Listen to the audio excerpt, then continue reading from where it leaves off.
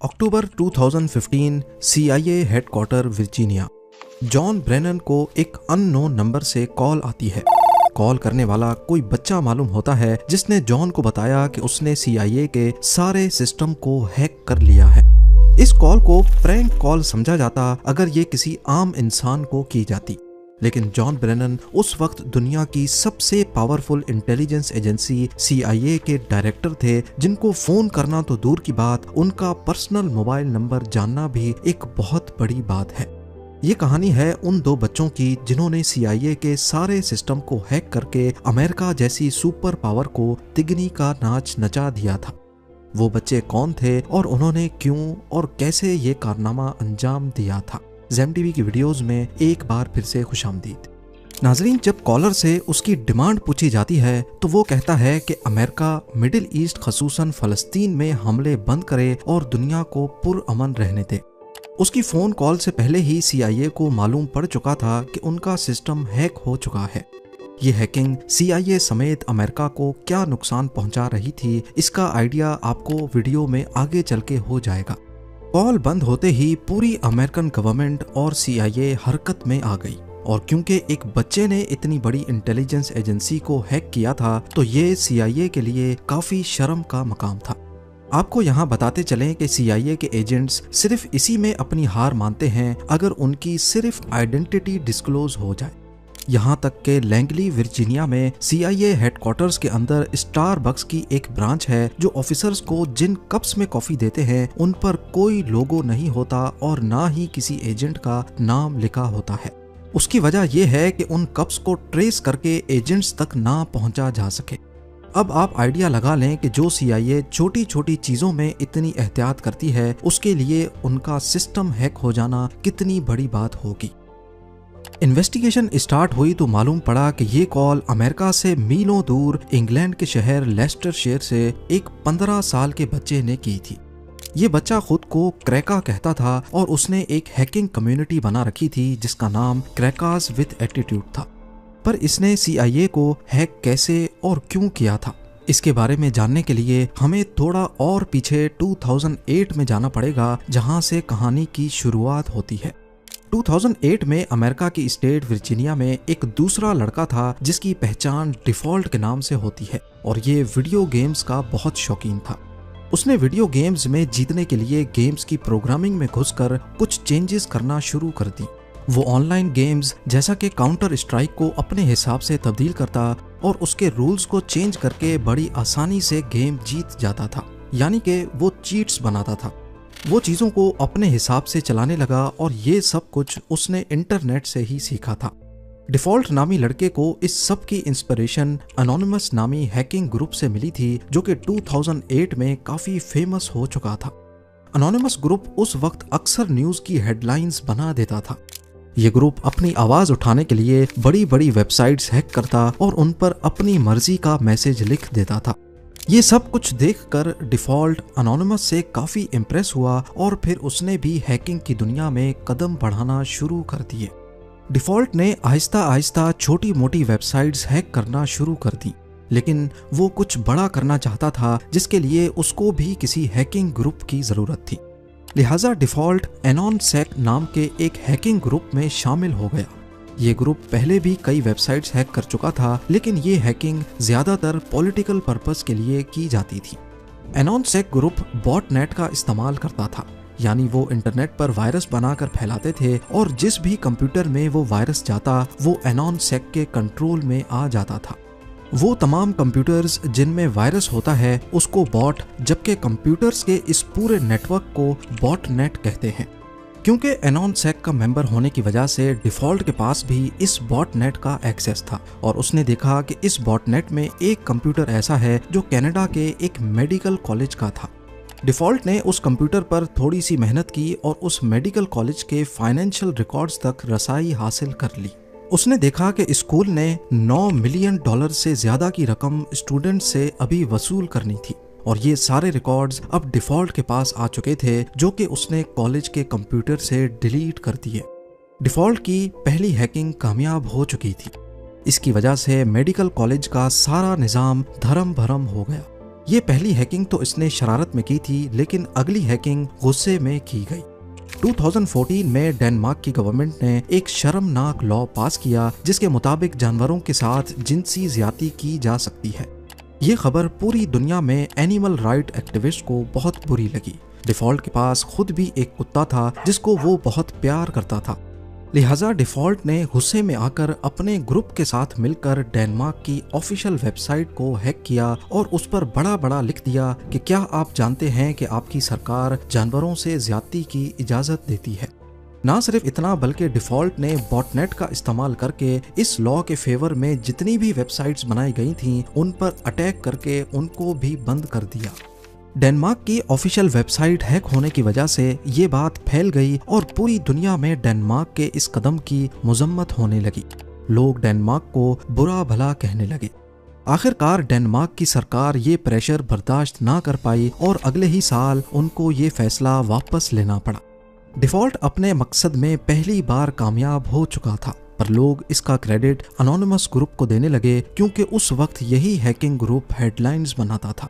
ये बात डिफॉल्ट को बिल्कुल पसंद नहीं आई कि इतना बड़ा कारनामा किया तो उसने, लेकिन इसका क्रेडिट कोई और ले रहा है।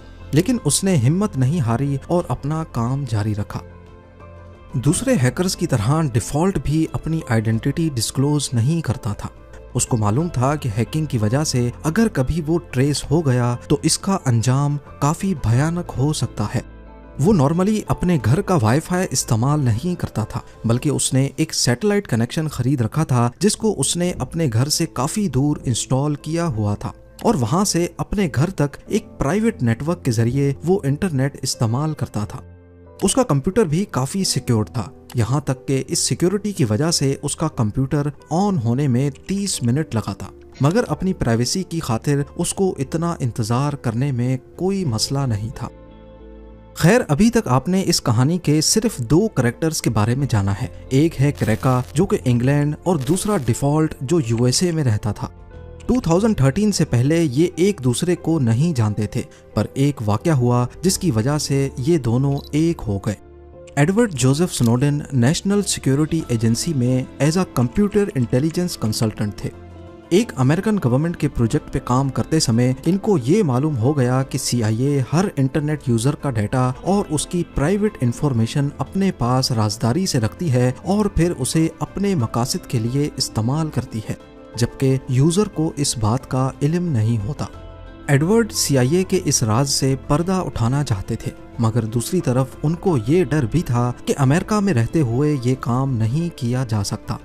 या तो उनको मार दिया जाएगा या फिर सीक्रेट इंफॉर्मेशन लीक करने के जुर्म में उनको जेल भेज दिया जाएगा। इसीलिए एडवर्ड ने छुट्टी ली और हांगकांग चले गए, जहां उन्होंने जर्नलिस्ट के सामने अमेरिका के इस सीक्रेट को दुनिया के सामने खोल कर रख दिया।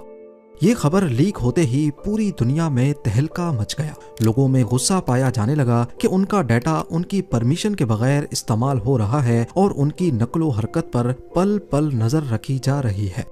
इसी बात पर रिएक्शन के तौर पे डिफॉल्ट और क्रैका का आपस में कांटेक्ट हुआ।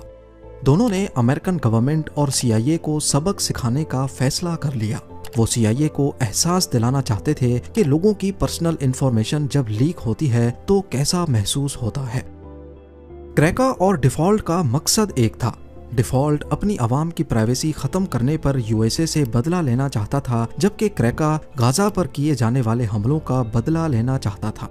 यानी दोनों का दुश्मन अमेरिकन सरकार थी। सबसे पहले उन्होंने अमेरिकन नेशनल इंटेलिजेंस एजेंसी के डायरेक्टर जेम्स क्लैपर का फोन नंबर पब्लिक कर दिया और किसी को भी सिर्फ गूगल करने से उनका फोन नंबर मिल जाता। अब वो किसी और हाई प्रोफाइल आदमी को हैक करना चाहते थे और उन्होंने CIA के डायरेक्टर जॉन ब्रेनन को हैक करने का मिशन संभाल लिया। क्रैका ने इंटरनेट पर जॉन के बारे में सर्च करना शुरू किया तो उसका एक पब्लिक फोन नंबर सामने आया। उसने देखा कि वो नंबर वेरिजॉन का था, जो कि एक अमेरिकन मोबाइल ऑपरेटर है। उसने वेरिजॉन की इंटरनल टेक टीम को उसी कंपनी का एम्प्लॉय बनकर फोन किया और कहा कि वो एक कस्टमर की प्रॉब्लम सॉल्व करने के लिए उनसे राब्ता कर रहा है, क्योंकि उसके सिस्टम में कोई टेक्निकल इशू है। वेरिजॉन की टीम ने उसकी आइडेंटिटी कंफर्म करने के लिए पिन कोड मांगा, जो वो ऑलरेडी हैक करके मालूम कर चुका था। वेरिफिकेशन के बाद वेरिजॉन ने जॉन ब्रेनन की पर्सनल डिटेल्स क्रेका से शेयर कर दी। अब क्रेका के पास जॉन ब्रेनन का account number, backup mobile number, address और उसके बैंक कार्ड के आखिरी 4 डिजिट्स भी मौजूद थे। अब अगला स्टेप ब्रेनन का ईमेल हैक करना था।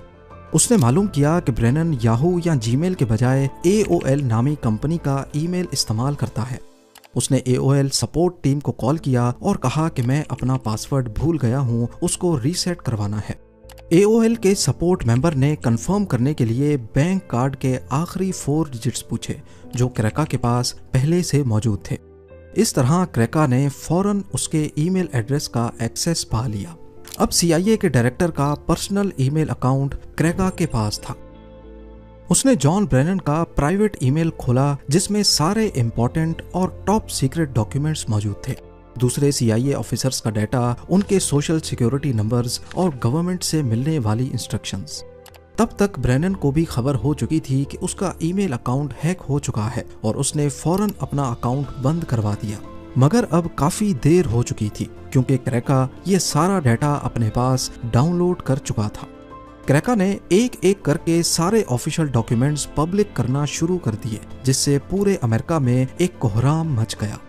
पूरी दुनिया में CIA की बदनामी हो रही थी। अब उनके लिए हैकर्स को पकड़ना मजबूरी बन चुका था। वो हर हाल में जल्द अज जल्द उनको पकड़ना चाहते थे, लेकिन वो कोई भी सुराग हासिल नहीं कर पाए। जॉन ब्रेनन को फोन करने के कुछ दिनों के बाद क्रेका ने डिपार्टमेंट ऑफ जस्टिस के 9,000 जबकि FBI के 20,000 एजेंट्स की पर्सनल इंफॉर्मेशन सोशल मीडिया पर शेयर कर दी। ये सब कुछ करने के बाद क्रेका आराम से अपनी जिंदगी गुजार रहा था। वो समझता था कि शायद उसे पकड़ना नामुमकिन है। लेकिन दूसरी तरफ डिफॉल्ट, जो कि USA का ही रेजिडेंट था, वो अब परेशान रहने लगा। उसे डर था कि अगर वो पकड़ा गया तो उसकी शामत आने वाली है। शायद वो कभी पकड़े ना जाते अगर डिफॉल्ट से ये गलती ना होती। उसने नशे में अपने दोस्त को बता दिया कि CIA को हैक करने के पीछे उसी का हाथ है। बस ये गलती डिफॉल्ट और क्रेका दोनों को ले डूबी। चंद दिनों के बाद FBI ने डिफॉल्ट के कमरे में छापा मारा और उसको घसीटते हुए ले गए। इंटेरोगेशन के दौरान क्रेका का नाम भी सामने आया, जिसको ब्रिटिश पुलिस की मदद से अरेस्ट करवा लिया गया। क्रेका का असल नाम केन गैम्बल, जबकि डिफॉल्ट का नाम जस्टिन ग्रे लिवरमैन है। कम उम्र होने की वजह से क्रेका को 2 साल की कैद सुनाई गई, जबकि डिफॉल्ट, जो कि डायरेक्टली CIA की हैकिंग में इन्वॉल्व नहीं था, उसको 5 साल की सजा सुनाई जाती है। दोनों आज जेल से आज़ाद हैं और साइबर सिक्योरिटी में अपना कैरियर आगे बढ़ा रहे हैं। आप क्या समझते हैं कि दोनों ने ठीक किया या गलत? मुझे कमेंट्स में ज़रूर बताइएगा। उम्मीद है जेम TV की ये वीडियो भी आप लोग भरपूर लाइक और शेयर करेंगे। आप लोगों के प्यार भरे कमेंट्स का बेहद शुक्रिया। मिलते हैं अगली शानदार वीडियो में।